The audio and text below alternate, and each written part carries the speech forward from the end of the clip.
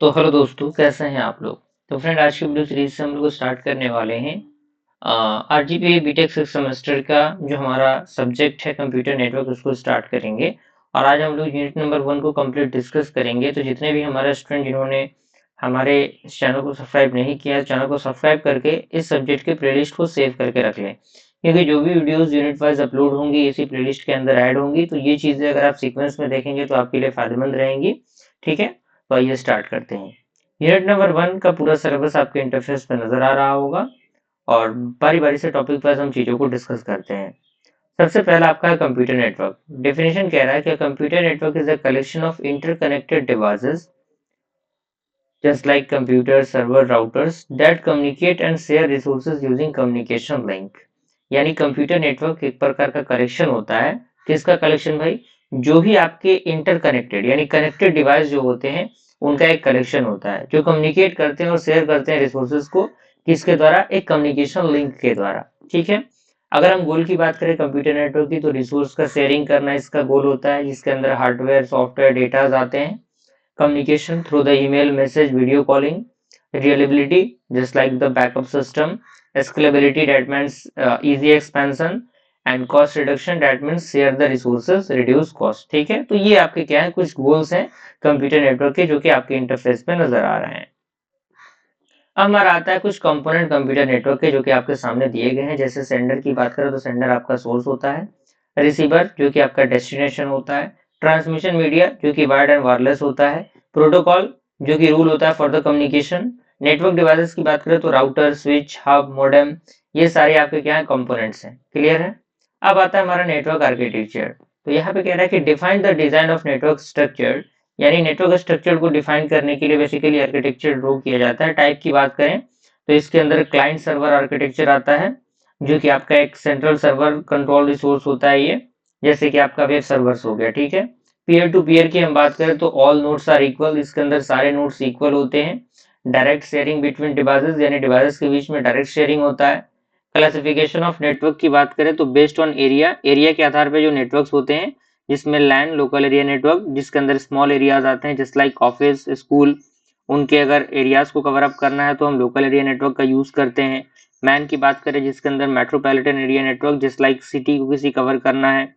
Van की बात करें वाइड एरिया नेटवर्क, अगर किसी बड़े एरिया को करेक्ट करना है। ठीक है, लार्ज नेटवर्क, लार्ज एरिया, तो ये यूज होता है। अगर हम टोपोलॉजी के आधार पर बात करें तो स्टार टोपोलॉजी, बस topology, ring topology, miss topology, hybrid topology, ये सारी चीजें आती हैं। और ट्रांसमिशन के आधार पे आपका वायर्ड एंड वायरलेस होता है। ठीक है, अब दूसरा टॉपिक हमारा क्या है? दूसरा टॉपिक हमारा है लेयर्ड आर्किटेक्चर। तो इसका कंसेप्ट कह रहा है कि networking is divided into layers to simplify design and implementation. क्योंकि आपको पता है कि जो नेटवर्किंग होते हैं उनको डिवाइड किया जाता है लेयर में, जिससे कि हम सिंप्लीफाई कर सकें डिजाइन को और इम्प्लीमेंटेशन को। ठीक है, प्रोटोकॉल हायरार्की की बात करें तो हर एक लेयर यूज करता है प्रोटोकॉल को, जो कि सेट ऑफ रूल्स होते हैं। Communication happen layer by layer, यानी कम्युनिकेशन इसके अंदर layer by layer he perform हो पाते हैं। डिजाइन इश्यूज की बात करें लेयर के तो एड्रेसिंग हो गया, एरर कंट्रोल हो गया, flow control, routing, multiplexing, security, ये सारी चीजें इसके अंदर आती हैं। ठीक है, चलिए अब आता है हमारा इंटरफेसेस एंड सर्विसेज।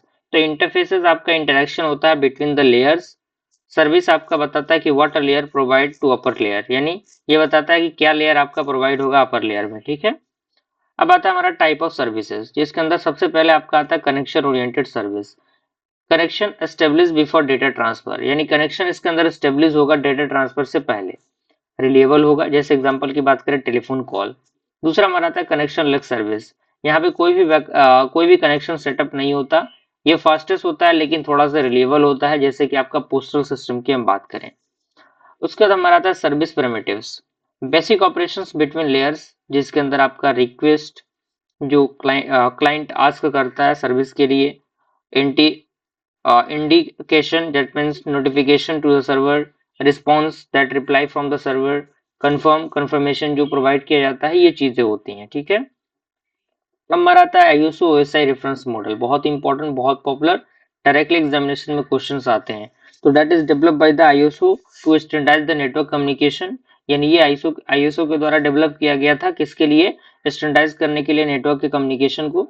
ठीक है, अगर हम टाइप की बात करें तो यहाँ पे लेयर दिए गए हैं, 7 लेयर हैं और यहाँ पे डिक्रीजिंग ऑर्डर में सारी चीजें दी गई हैं। सबसे ऊपर पहले आपका एप्लीकेशन लेयर जो कि एक यूजर इंटरफेस प्रोवाइड करता है, presentation, encryption and formatting, session for the session management, transport for the reliable delivery, network for routing, data link for the error detection, physical for the transmission. ठीक है, तो ये आपके क्या है, फंक्शंस हैं।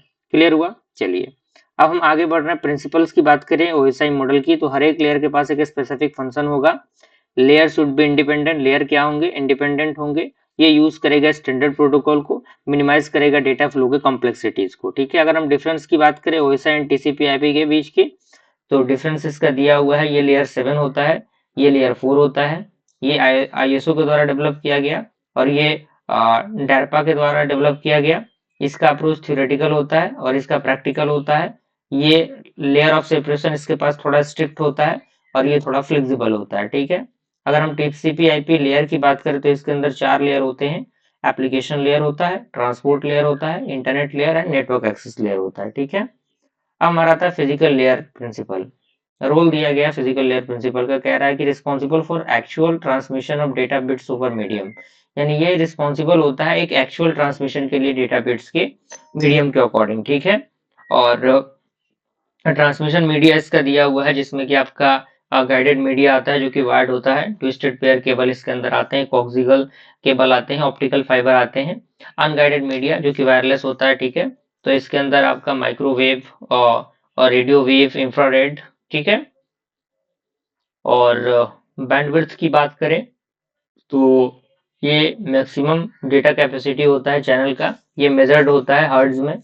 डेटा रेट की बात करें तो स्पीड ऑफ डेटा ट्रांसमिशन का स्पीड होता है, ये मेजर्ड होता है किसमें, बिट्स पर सेकंड में। मॉड्यूलेशन की बात करें तो प्रोसेस जो कन्वर्ट करता है डिजिटल डेटा को into the signal of for the transmission. Type आपके 3 है, पहला आपका amplitude modulation AM, frequency modulation FM and phase modulation PM। Clear है? अब कुछ एग्जामिनेशन रिव्यू पॉइंट है आपके। नेटवर्क आपका इंटरकनेक्टेड डिवाइस होता है, OSI के पास आपका 7 लेयर, TCP/IP के पास 4 लेयर, कनेक्शन ओरिएंटेड आपका रिलेबल, कनेक्शन लेस का मतलब fast, physical layer hardware transmission और bandwidth is not equal to data rate. ठीक है, तो इस तरीके से हमने क्या किया, कंप्यूटर नेटवर्क के यूनिट नंबर 1 को कंप्लीट किया। अच्छी तरीके से इनको कंप्लीट करिए। ओके, और टेलीग्राम ग्रुप में भी जुड़ सकते हैं जिससे कि अगर आपको कोई नोट्स वगैरह एक्सेस करना है तो आप डायरेक्टली मुझसे कांटेक्ट करके नोट्स को एक्सेस कर सकते हैं। मिलते हैं फ्रेंड्स अगले वीडियो में, तब तक के लिए थैंक यू।